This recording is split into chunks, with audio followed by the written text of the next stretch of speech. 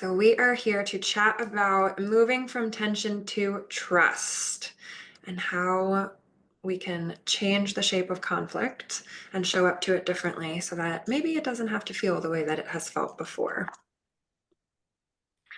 So, quick agenda. I'm going to introduce myself, ask you all to pop in the chat a brief introduction about yourself. We're going to talk a lot about storytelling because so much of conflict is made up of the stories that we tell ourselves and the things that exist only inside of our brain that then turn into the way that we communicate and the way that we chat to other people. Then we're going to work on how we reframe the idea of conflict. How can we show up to it differently? Because the way that we feel inherently influences the way that we show up in the world.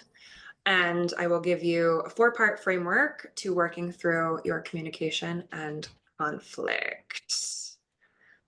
Okay. And so our goal, and if y'all would do me a favor and mute yourselves, that would be fantabulous.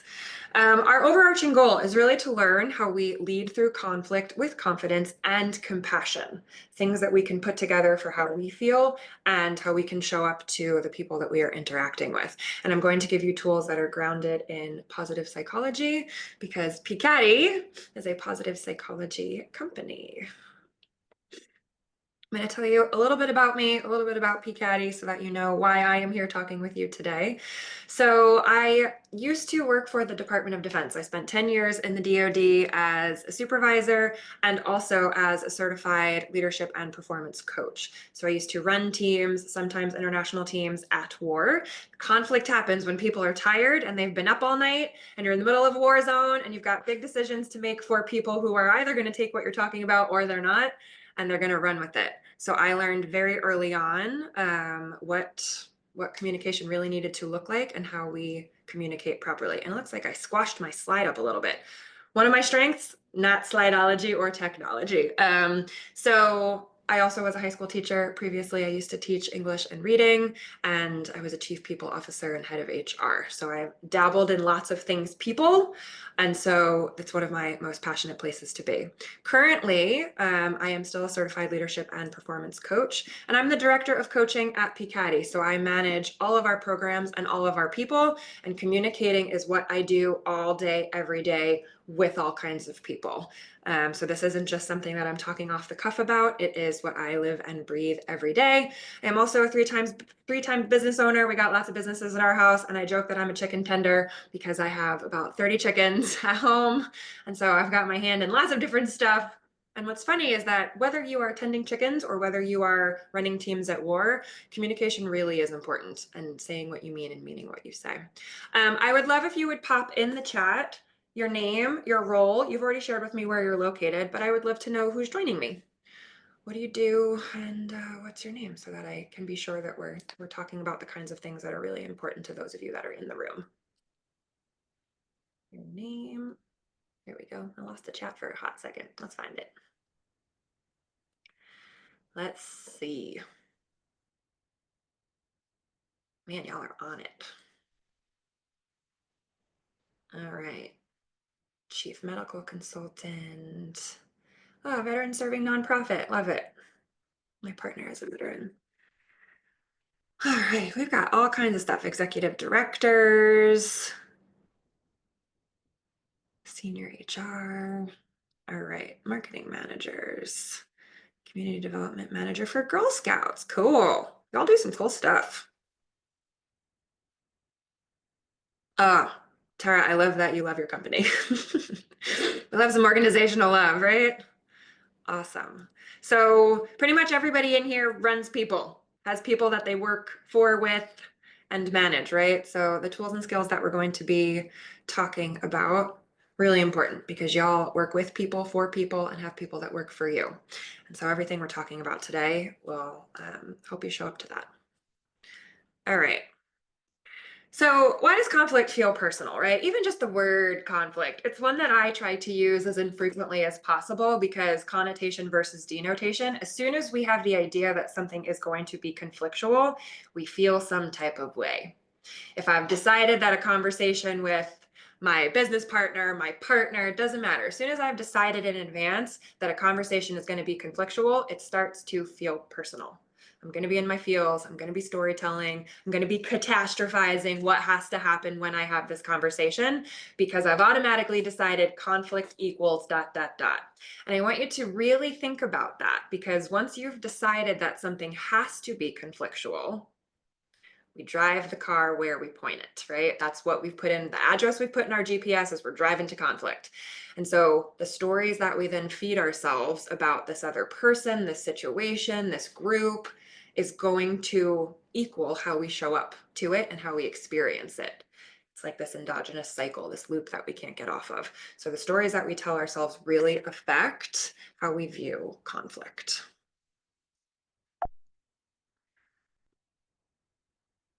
But there is a cost to avoiding it as well, right? So we've told ourselves about conflict, which then makes us not want to show up to it because who wants to have that kind of conversation? Who wants to, meet that person who they say, oh, this person always responds to me this way. This person always does this, always does that. So then what do? We do nothing. We avoid the conversation, we procrastinate, which only deepens our emotional well for how we feel about the conversation. And we get into continued storytelling. And then we have a need to prove our confirmation bias. And our confirmation bias is that desire to be right. Now, the thing about confirmation bias is it doesn't care if you're being right about something helpful or not. It just cares that you prove yourself right. So the stories that we tell ourselves are really important to pay attention to because we want to be right more than we want to solve the problem. And confirmation bias is important, right? Our biases, they are survival mechanisms. They come from when we really needed to be able to delineate what was going on in our world. And oftentimes we let them run away a little bit from us, but they have a positive and a negative side, right? Everything has a dark and light. Confirmation bias can either prove a negative story right, or we can switch our cognitive energy in a different direction and maybe we could prove a different story right. Maybe we could prove a story right that this conversation doesn't have to be conflictual. It doesn't have to be that way. And so we'll talk about how we use that in a couple of minutes. But let's also think about what happens when we avoid, if you're a manager, if you've got people that work for you or people that work above you, when we avoid, there is a collective cost too. We can end up with lots of gossip, right? If we start talking about, oh, well, this person always does this, I can't have this conversation. We end up with quiet quitting because we're not addressing things head on because we think they are too conflictual. And we end up with groupthink, which is another type of bias where if we're all thinking and feeling the same way, then we are more likely to all operate the same way. If we're all avoiding conflictual conversations and we're all showing up to things assuming they have to be conflict, psychological trust is not always as strong as it can be. So there are really solid reasons for us to want to A, work on how we show up to conflict, and B, change the internal landscape that contributes how we show up to conflict. It just really doesn't want to use the button to scroll. I don't know why.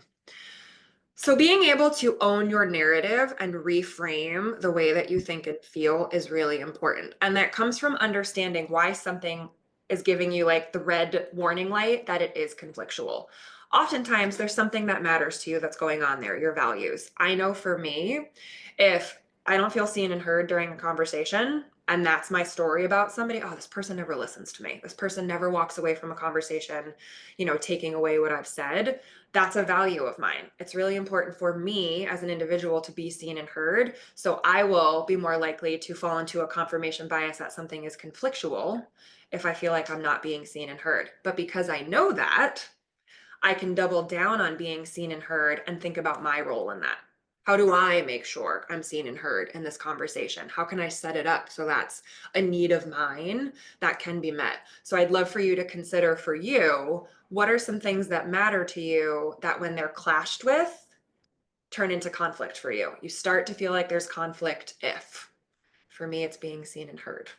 For other people, it might be respect, right? There's lots of different things that can clash for us. So I'd love for you to think a little bit about, for you as an individual, what is that thing that when it's clashed with makes you feel like you're in a conflict? Conflict situations can also deepen connection and resilience when we're willing to lean into them from a growth mindset and a positive psychology standpoint. If we're willing to understand that the reason we end up in conflict is because it's two people or more that have things that are important to them that aren't getting enough air to breathe, right? Like the buckets aren't being full. If we can remember that that's the reason that a lot of conflict happens, and we can start to spin it to see, hey, what's that thing that's being clashed with on the other side? What's that thing? And we don't talk about things like this. We don't talk about, hey, what would clash for you? What would cause this to be conflictual? If you knew that about people, imagine the type of depth of conversation you could have.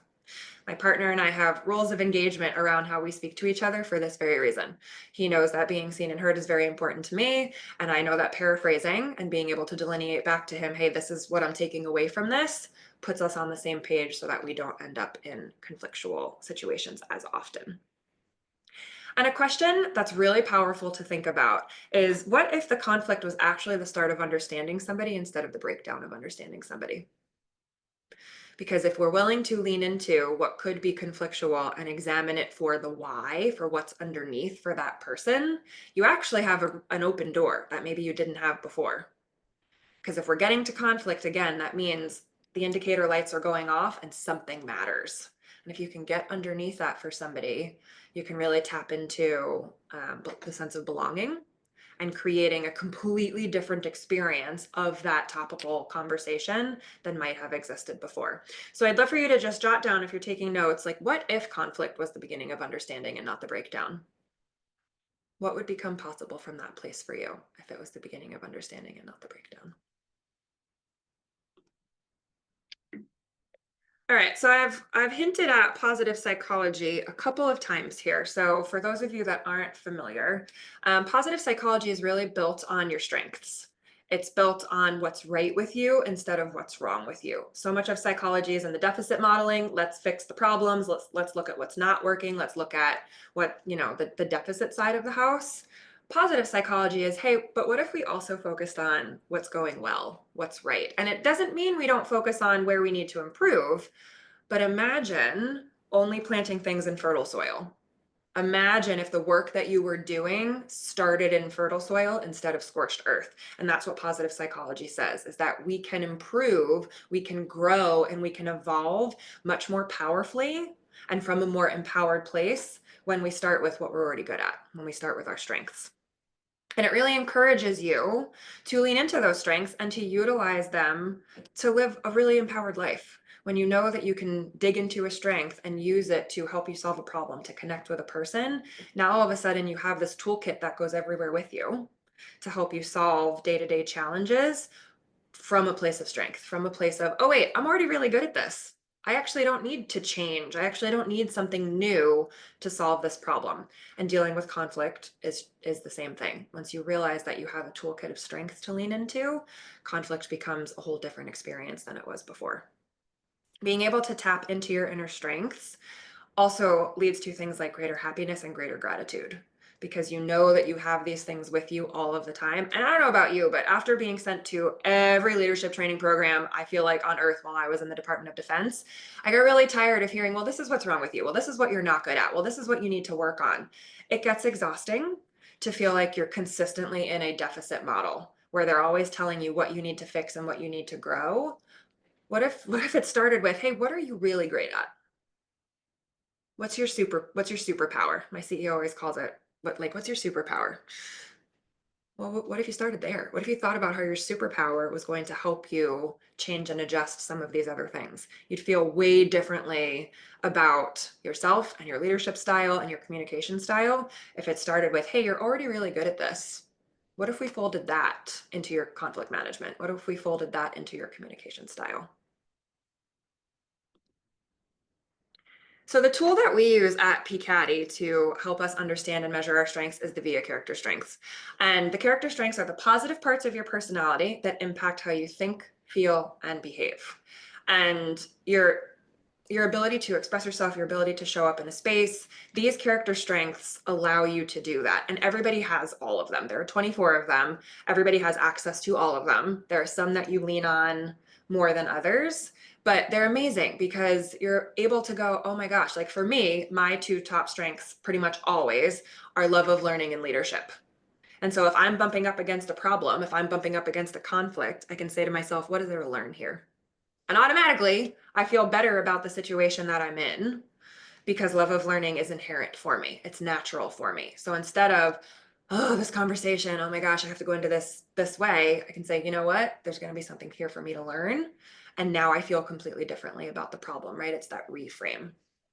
Um, and so I've put the link in the bottom. It has bled into the photo underneath. But if you are interested in learning more and you want to go learn your character strengths or you want to share this tool with your team, you can go to that link at the bottom, viacharacter.org, and you can take the Via Character Strengths for free. It's a free tool that will tell you your rack and stack of the strengths. It's got great little articles about all of the strengths, how to use them for different applications. It's such a rich website, and it won't take very long for you to take the test. I think it's about 15 or 20 minutes, and you'll learn a lot about your own strengths. It's also really helpful if your team takes it, because then you can look and say, oh, look at how we're set up as a group. Look at these different strengths that we can lean into, and you can help one another lean into a strengths-based perspective to grow.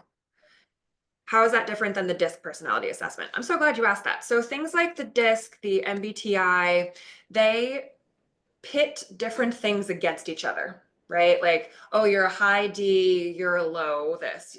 It puts things as high or low. The VIA character strengths, although you get a list of which ones you lean into more, it's not a rack and stack, and it's not a personality test. It's, hey, you right now in this phase of your life, you're really leaning into love of learning, curiosity, and spirituality.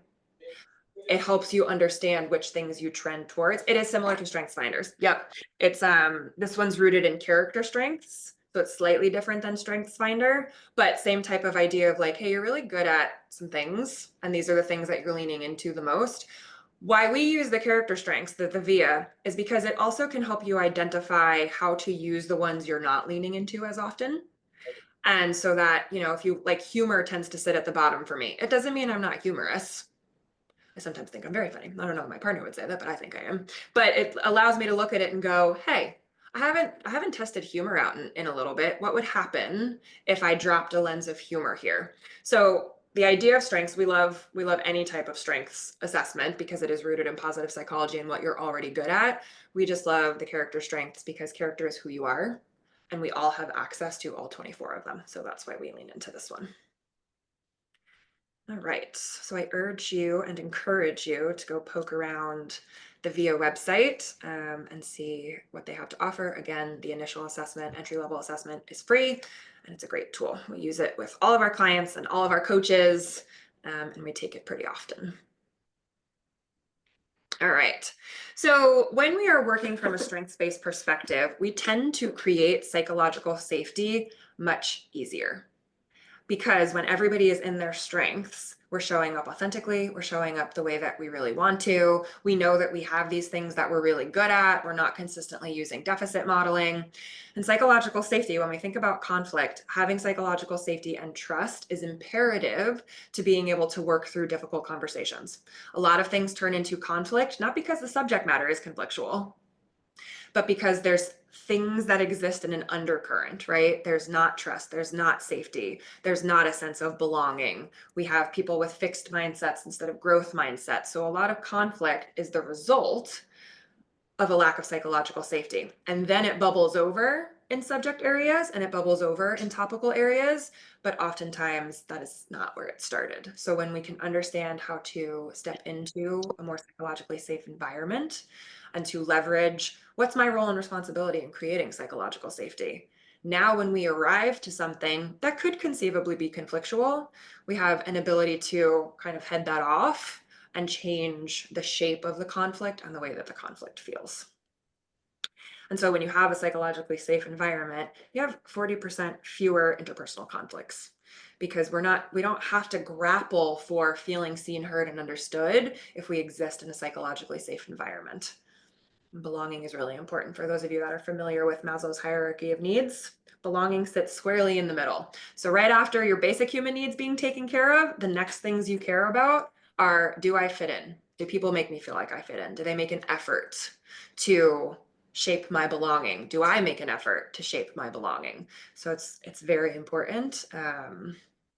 The fact that it sits again in our basic human needs reminds us we really need to be doubling down in our teams and in our work environments to creating psychological safety and belonging. All right, so why do we end up in conflict? What shapes the way that we show up to conflict? What shapes our conflict responsiveness? A lot of it, most of it, is your internal landscape, our biases, the automatic judgments that we make that are based on past experiences, even a past run-in with the same person, right? Our brain stores all of that information like a filing cabinet. And so it's always seeking to make connections. So if we've had a conflictual situation with somebody in the past, we are more likely to assume that we will have it again because our brain files that information away and makes connections in our subconscious unless we use some of the tools and skills we're going to talk about today to bring those things to conscious. Unconscious bias can cause these things. Unconscious bias, again, is the way that we file the information, and it's unconscious because it has moved from our conscious to our subconscious, and it sits there like a truth. And unless we start to become aware of these things that exist in our brain, these stories that we tell, we're going to keep sitting in the same patterns and habits that we have been, which will just continue to perpetuate this person is always conflictual. Maybe you are that person that's always conflictual, right? And oftentimes that is because we have these things sitting in our brain and we'll really struggle to become aware of other ways to handle a situation because unconscious bias feels true. It doesn't allow us to look for what else could be true. It doesn't allow us to look for how people can change. And it really, it kind of snuffs out your curiosity because your unconscious bias will say, this is the way that it is. This is the thing. How can you be curious? How can you be, be creative in a situation if you've decided that something looks the way that it does? And when we think about bias, right, we get them from a lot of places. We get them from culture, we get them from family, you might get them from your workspace. We have a lot of things that filter into our brain on a daily basis, not to mention your own 66,000 thoughts a day, that shape the belief systems that you hold, which then inform the way that you show up in the world. So when we aren't aware of the way that this information is filtering into our brains, we get these storylines that we live by, and it's difficult to then see a situation in a different light. And so if you think about two people in conflict, if party A has some stories and party B has some stories and these are not congruent stories, then we end up in conflict because we're living by these truths instead of getting curious about what else could be true.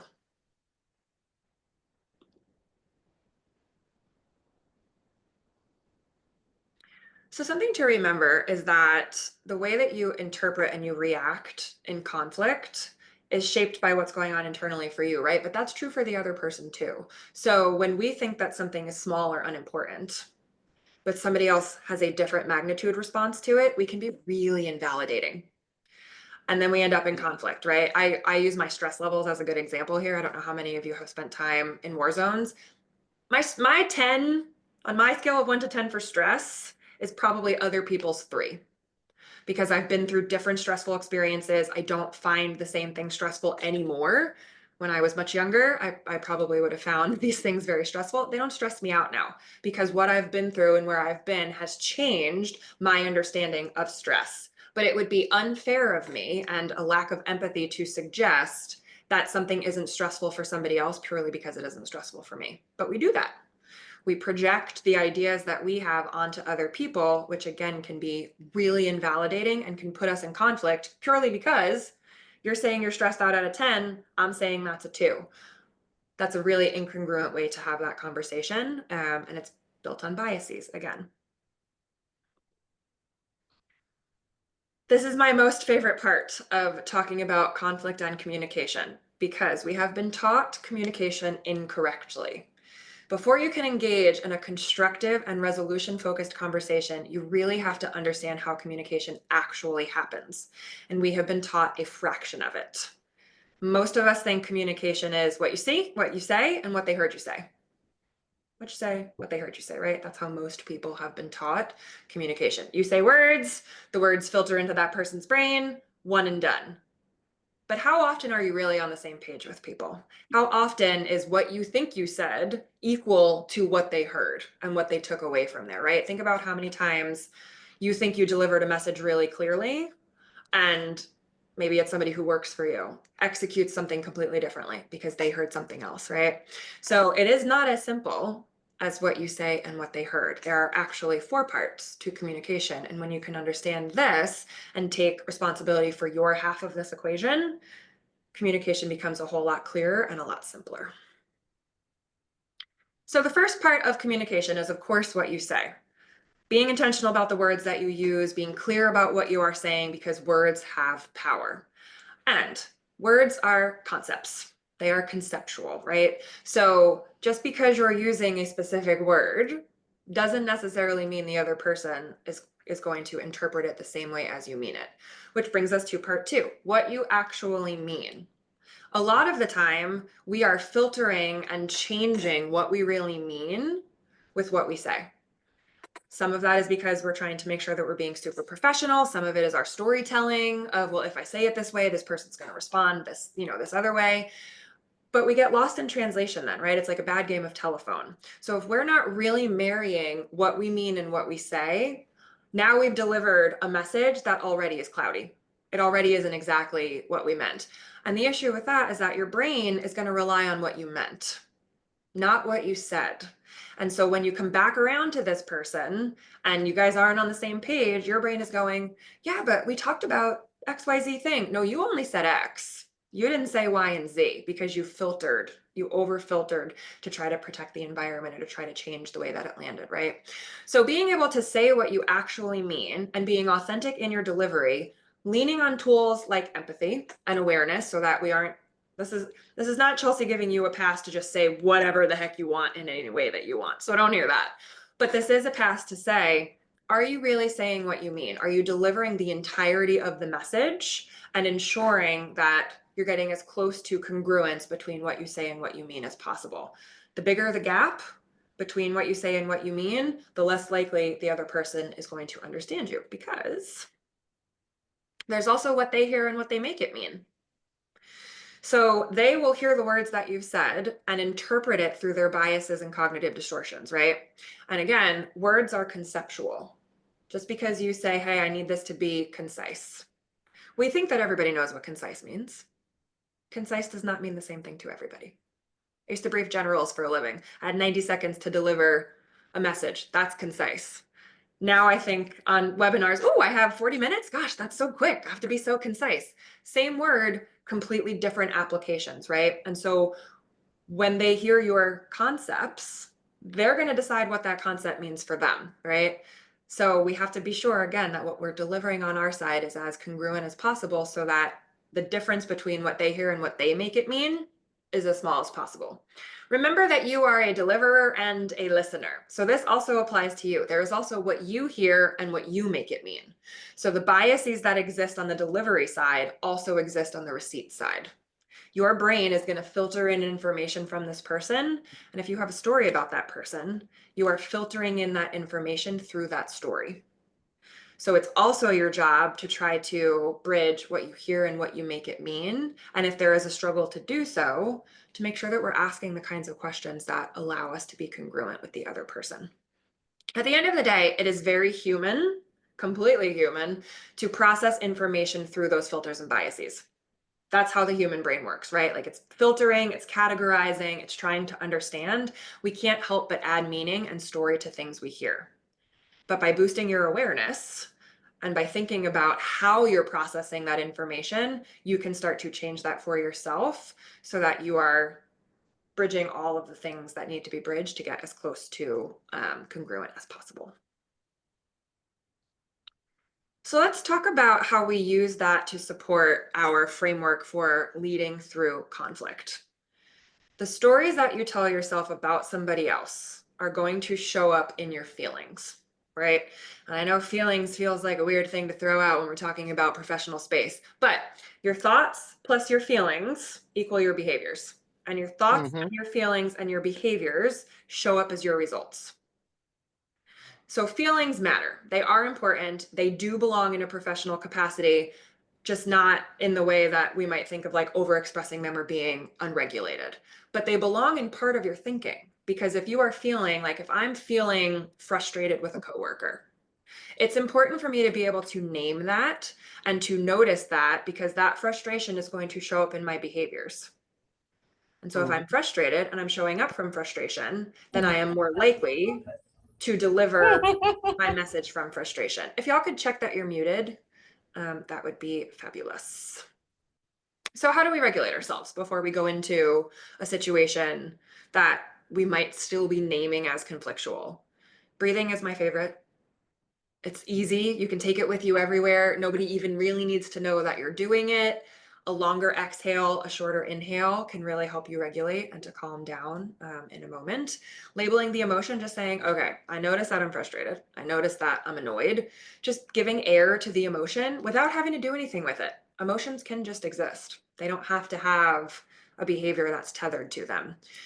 Taking a pause, just having a think, a little internal moment versus an external moment, always to start to regulate. I'm a big fan of tapping into your five senses because as soon as you engage them, they override the overthinking. So like for me, I can feel the fabric of my chair, I can see the bright light that's behind my monitor. I had incense burning earlier. I can smell the incense. So being able to tap into your five senses is a super quick way to regulate and to bring you back to a place of choice-based behavior instead of reactive-based behavior. Setting the stage is really important. How you start also influences how it ends, right? So the way that we show up to the situation without our storytelling, without unconscious bias, showing up regulated, really owning, taking accountability and ownership for our side is really important. Using inclusive language, invitation language. I'd love for us to be able to talk about this openly. I'd love for us to be able to, whatever your resolution is getting to, checking in with the other person. Hey, is this a great time for this conversation? Not ambushing people. That is my least favorite part of corporate culture, when somebody drops a meeting on your calendar and it's got no context and it says nothing other than I need 15 minutes of your time. If you're a people manager, please don't do that to your people. It puts their anxiety through the roof.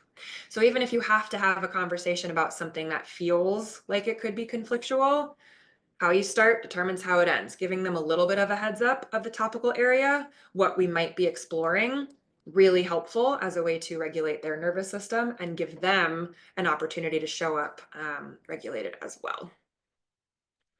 Let's see, we've got some stuff in the chat. Oh yes, please don't forget to put yourself on mute. Correct. All right, step 3, leading with curiosity. When in doubt, ask questions. If you're starting to feel yourself getting, your emotions are starting to get heightened, you can take a pause and ask some curiosity-based questions. Tell me more. Can you help me understand? I heard you say this. I want to make sure that we're on the same page. Curiosity is a great diffusing tool, and it can keep us from getting too explosive. Again, people love to be seen, heard, and understood. So leaning into tools that cultivate that in the middle of what could be conflictual can really help to regulate in the moment. And if you're going to ask those questions, let's make sure we're also listening to the answers, right? That we're not just asking questions and then waiting for our turn to speak, but instead asking to really understand and then repeating back. Do reflective listening, paraphrase, do emotion naming. Hey, I'm noticing that when we talk about this, this is what's happening. What's going on here? The more curious we can be about what's happening for a person, the more we can diffuse in a moment. And then finally, we can move towards a resolution. Understanding values, we talked earlier about trigger points oftentimes come from things that are important to you. If they're telling you something that's important to them, can we solve a problem that gets us both what we need? Can we do that? Repairing with intention is really important. Even though, again, emotions are not often talked about in professional spaces, people are either running towards or away from their emotions with every single thing that they do. Everything you do is about creating an emotion or avoiding an emotion. So if we can remember that when we're in conflict, almost nobody really wants to create conflictual emotions. Some people, but most people don't actually want to be in a conflictual space, right? So what are we really trying to create here? And when we can name that and use our shared values to create the space, we can move towards resolution. What do we both want here? Is it possible for us to both get what we want? Oftentimes, when we go into a conflict based situation, we're very black and white. It's either this or it's either that. But if we both put our curious helmets on here and we looked at this through a different lens, that's probably not the case. There's probably an opportunity for us both to get some amount of what we want and what we need. But if we're both, being in our storytelling and we're refusing to budge, there's no way that we can get there. So it's really important that we consider, hey, what else am I not looking at here? What else is possible here? And to ask those questions. In a conflict situation, it's not just your job to solve the problem. Inviting that person in can be a really helpful way to come to a joint agreement. And so the elephant in the room always when we talk about conflict is, what if you are the problem? What if it's you? Do you think it's possible that it's you? I know sometimes it's me. At some point in time, it's you. If you think it's not you, you should hop on my calendar. We should have a chat. It's always you at some point in time. At least once in your career, it has been you. We don't like to think that it's us. We don't like accountability. We don't want to make mistakes. We don't want any of that. But it is always going to be you at some point in time. So considering, how can I be in relationship with when it's me? It is uncomfortable to be called in, but it is also an opportunity to learn more about yourself, to learn more about, well, why was it me? What triggered me? What was it about the situation? And not so we can point fingers and blame the other side of the equation, but so that we can start to take ownership for ourselves and go, okay, I am more likely to be the problem when. When am I more likely to be the problem? I know for me, I'm a parent, so I have a 5-year-old. If my daughter is being my daughter, which is a copy paste of myself, and she has started with me on something early in the morning, I need to do some regulating before I have any type of conflictual or difficult conversation. Because if I'm riding off the coattails of a battle, to the death with my 5-year-old, I don't got a lot in the tank to then have a conflictual conversation with other people. And if I'm coming out of a conversation like that with Kenna, I probably am having a little bit of like parental guilt and some other things that are my own environment. The other person isn't going to be able to see those things, so they're not going to know that. But I'm bringing that to the conversation with me. So being able to regulate and to start to notice, hey, these are the things that make me less easy to deal with. These are the things that make me dig my heels in, feel conflictual, less likely to be creative or collaborative. Knowing those things about yourself is key because it's your job to manage you. Your emotions, your responsibility. Your response, your responsibility. And I think sometimes people don't like to hear that, but I think it's the most empowering thing in the world to know that I own how I show up and that other people don't own that for me. And so having a solid toolkit for how you regulate and how you manage is really important. The next level is to remember that accountability is more than just an apology. I think apologies often are throwaways and we think that they fix things, but we all want to see change. We all want to see, hey, we've talked about, the way that we're going to operate as a team or the way that we're going to have these conversations. Are we actually showing up for the agreements?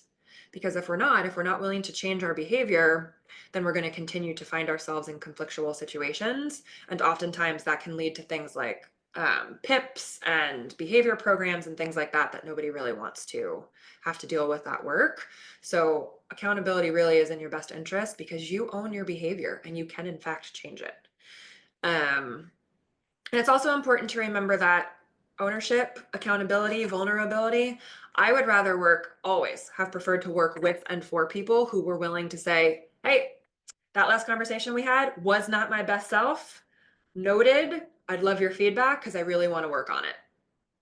Sign me up. What do you need me to do? I want to work for you because you are owning your part in what happened and not thinking that you're impervious to it just because you're a leader. Vulnerability matters. It also builds belonging. So it is something important. And I know, again, in a professional space, I came out of one of one of the tightest professional spaces in the world, so I can understand how sometimes that can feel scary. But it's also just so important to own your part in things and think about what that demonstrates, right, to you, people that you work with, to your team. I'm willing to look at this, I'm willing to call myself out on it, and I'm willing to talk about how we shift it and how we change it. To me, it's like the ultimate form of accountability. All right. So, how do we really manage conflict resolution? Conflict does not have to be a crisis. In fact, conflict doesn't even need to be conflict. I like to sub in conversation. It's just a conversation because I do play a role in how it's going to feel and how I'm going to experience it.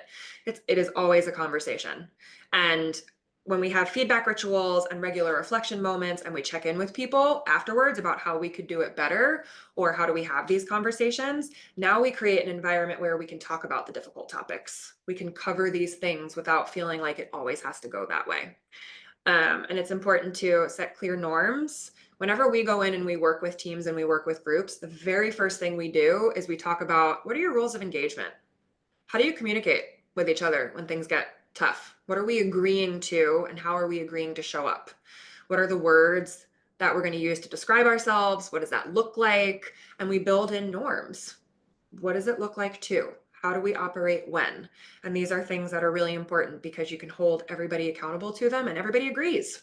And if we don't agree, then it isn't a norm. So it helps us shape how we lean in when things might be difficult. I can tell you it's one of my favorite tools that I ever used because, again, when people are real tired in the middle of southern Afghanistan, you want to have those norms to say, hey, I know we're all exhausted and we agreed that. And it just helps to bring people kind of back to a center of gravity that we can all share. Using gratitude to reinforce growth, to reinforce how proud we are when people shift and change, how we know that it can be hard, being grateful for having a hard conversation. Hey, I know that that was a tough topic. I'm so grateful that you worked through it with me. It doesn't have to be a whole big grandstand, but giving a little bit of gratitude, reinforcing the behavior. Here's the thing, y'all, adults are not so different than children. Right? We want to hear that it was done well. We want to hear, especially when it was hard, we want to hear that it was done well and that the other person or people that were involved in it with us saw that. Gratitude is free. It is a free tool to use, and it is something that can really improve the psychological safety of your team and decrease the number of conflicts that you have. People want to feel valued and heard and understood. All right. So I would love to open the floor. I really do want to chat with you guys and not just continue to chat by myself at you. So I'd love to talk about anything, any questions that you have, any of the models that we chatted about today that you'd love to know a little bit more about. I'm also going to open up the chat and see. Oh, how can leaders recognize when unconscious bias? I'm going to stop my share for just a minute so I can see y'all's beautiful faces because I've been staring at myself and the slides. All right, I just lost my question. Let's come back here. So Lindsay asks, how can leaders recognize when unconscious bias might be influencing their response in a conflict? Ooh. So the first tool and the first way to recognize is to consider your story. Do you have an existing story either about yourself or about the person that you're talking to? Because if you know that you go into a conversation always thinking that this person does this thing, that's what you're going to be looking for. So if you notice that that's what you're looking for, is that, oh, I'm just waiting for her to da da da. I'm just waiting for her, for him. I'm just waiting for this to happen. You're probably not super present. And that's a good indicator that your unconscious bias has come out to play. Is you're waiting for something to happen, you're looking for it, you're trying to prove yourself right. There are a couple of other biases too that you might notice. If you just recently had a conflict with that person, you might be in recency bias. Oh, well, this just happened the other day and we had a conversation. I just know it's going to happen again. You can tell by the kinds of taglines that you're using before you show up to a conversation. Oh, is this a bias? Am I telling a big old story here about this person? Why am I not thinking about me? Why am I not thinking about how I want to show up? Why am I not thinking about, I want to be empathetic even if this happens. I want to hold my boundaries empathetically and respectfully. When we're totally focused on the other person or the problem, you are likely hanging out in some biases and some storytelling about the other person and what's going on there. So let's see. We had some others that were a little bit further up. Da, da, da, da, da. Accountability. All right, we had some questions about, Strengths Finder and the differences. Absolutely. All right, we talked a little bit about accountability too. Sometimes the fear of damaging a relationship holds managers back from addressing conflict. How do you balance honesty with care? Yeah. How many of you get afraid to give feedback? Get worried about providing difficult feedback, telling people things that they might really need to hear because maybe they haven't responded well before. I know that that happens oftentimes when we try to deliver feedback and people can't be in relationship with it. And we think that we have to mince words or we think that we have to change what we're saying. The cost of that is high though, right? If we aren't telling people exactly what they need to work on, you're kind of setting them up for failure. So although it isn't necessarily easy to give that feedback, you're called out. Yes, Christine, I'll come back to that in just a second. Honesty, here's the thing about honesty. Honesty is a concept, right? And I think for a lot of us, we've been led to believe that honesty has to be caustic, that honesty has to have a sharp edge on it, that honesty, like, it's almost become a bad word. Like, oh, you're so honest. I would love for you all to consider what honesty feels like for you. What are you allowing yourself to believe honesty is? Because you get to choose, right? Maybe for you, honesty is I am going to tell this person they need to work on XYZ thing. And I want my honesty to go with empathy. I want it to go with kindness. I want it to go with whatever, right? So I would really encourage you to remember that you get to decide. You can be honest and kind, right? There's always an and. I love an and thinking about what are your ands? How can I be honest about this and kind? How can I be honest about this?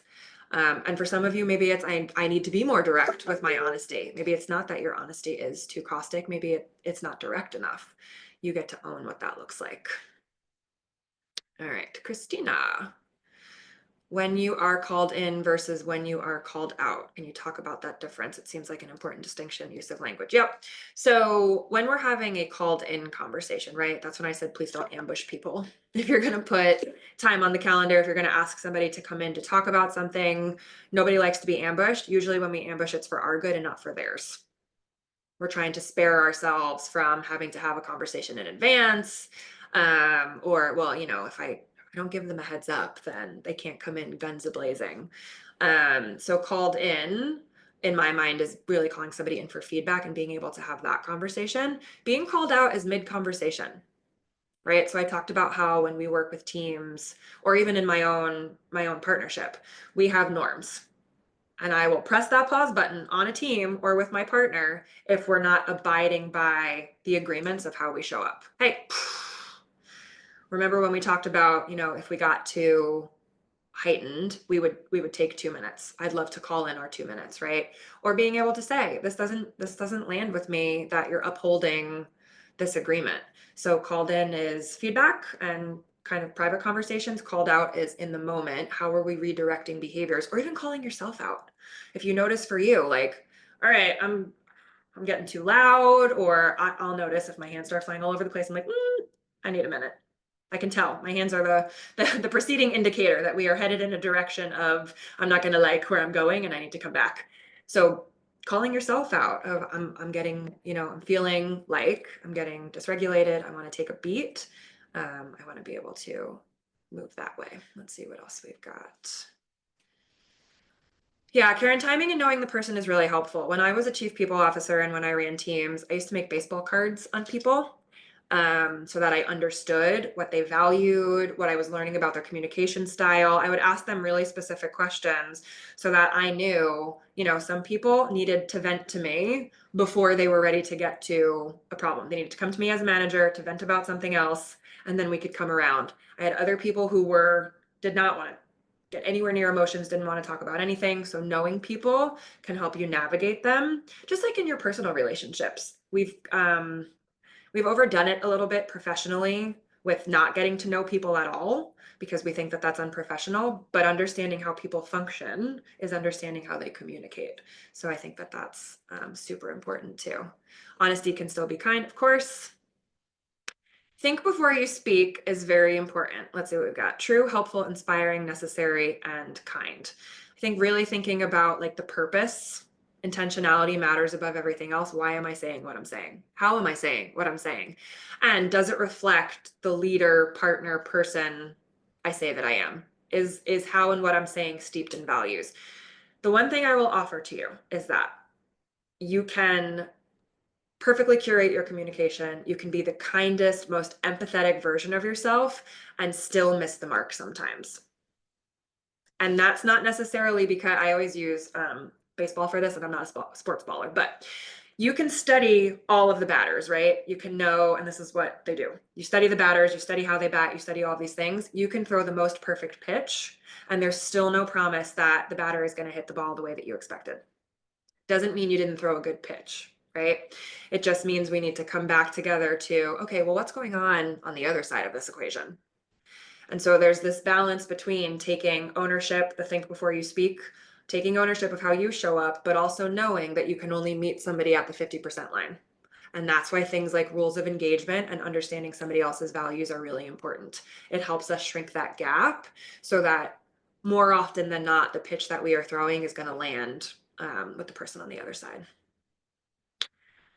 And yes, not what you say, but how you say it, and also understanding that people have filters and they have biases and ways that they're going to hear it, and building mutual accountability for I'm going to take care to communicate powerfully for myself, and I'm going to ask you to manage your side. I'm going to ask you to manage your emotions and your response. And I mean, that's how we build partnerships, right? Is we take personal accountability and we express expectations with the other person of how they show up too. So any other quick questions before we kind of head to close out? Because I'm sure some of y'all got meetings to head to. Oh, and I've got something exciting in the chat for y'all. Let's see. Let me come back to my slides here that I've put somewhere. All right.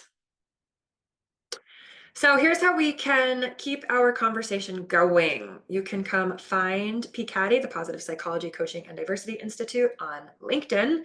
We would love to connect with you and chat with you and follow up. We post all kinds of really good information on our LinkedIn. You can also connect with us for any customized trainings, workshops, coaching.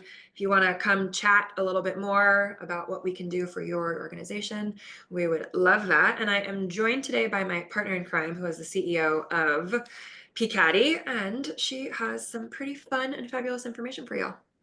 Hey, so thank you so much, Chelsey. This was so good. I always love hearing you train and present because I still always take something away from it, because at the end of the day, we all have to learn how to consistently learn how to navigate conversations, navigate challenges within our organizations. And so just hearing this made me think of just all of the other organizations that we are actually helping right now navigate conversations, navigate conflict, navigate challenges that are going on. We are in a very unique position in our country right now. And so there are a lot of conversations that are being had that are difficult. And so in light of that, I'm so excited because I was thinking about this, and I haven't ever really done this before, but because I was so inspired by you on this call, I want to switch things up, and I want to actually give out a free consultation to anyone who is on this call, for you and maybe members of your team to hop on with myself and Chelsey to kind of talk about what may be going on with you in your organization. This will be a call of around 30 minutes, I guess, and we can really just discuss maybe some challenges that you all are going through and how we may partner with you to be able to overcome those challenges. Maybe it's conflict within your team. I know that we've been dealing with that with several of our organizations who have conflict within their teams. And maybe it's dealing with the landscape that we're talking about right now in terms of diversity, equity, and inclusion. And so I would love to offer you all that. You have to do that before Friday. I'm going to put a time limit on it because we are working with so many organizations, but I just felt like the amount of registrations for this presentation, in addition to just the information that we just heard, I think this is relevant. So my team, I was like, just put the link in the chat. So that's really cool. And so you can use that link to book your consultation by Friday. And we would love to actually just have a conversation with you and see how we may help you navigate your conflicts or your challenges that you are going through at the moment. I want to thank you all so much for being with us. We are so excited to support you during this time. It is our mission and our goal to be able to support organizations like yours. And so we thank you for just spending the time, because we do know that you could be other places. All All right. Thanks for hanging out with me. Take care, everybody. Bye, y'all.